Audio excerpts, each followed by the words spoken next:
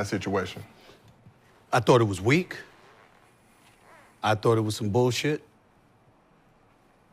But in the moment, I knew that I was listening to a father. Here's what happened. I'm represented by William Morris Endeavor. The founder of William Morris Endeavor, Ari Emanuel, had courtside seats right next to the Lakers bench. He had Larry David with him, star of Curb Your Enthusiasm. I'm sitting with them. I get there in the first quarter. I'm sitting courtside, and I stand up, and then I got my head turned. And then I turned back around, and a lot of people thought this was the end of the game or something like that. This was in the third quarter. Apparently, LeBron had walked out of the timeout, and I turn around, and he's right here in my face. He said, yo, you got to stop talking shit about my son. You got to stop fucking with my son. That's my son. That's my son. And I was like, what? He said, nah, fuck that. I said, yo, let's talk later. He's like, fuck that. Nah, fuck that. You got to stop fucking with my son. And I said, all right, dog.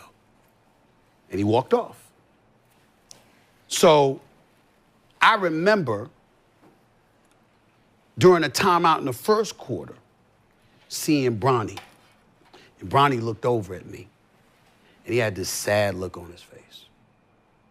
And I'm imagining Pop saw that shit, it hit him. And he couldn't hold it, and he rolled up on me. And so when I went on the air the next morning, first things first, believe it or not, I know this is shocking for people to believe, but I didn't have any intentions on talking about it until I woke up that morning and saw that the shit had gone viral. Once the shit had gone viral, the bosses at ESPN, now you gotta talk about it. This is you and him. You gotta talk about it. I said, fine. So I go on the air and I said, the first thing that I'm gonna do is establish that this was a father talking to me, not a player. And that was what threw me off. And I was glad, even though I thought that he misrepresented the argument, I was glad he did. Because you see, what he was really talking about, which was confirmed with his conversation with Richard Jefferson, is that I was talking about him as a father.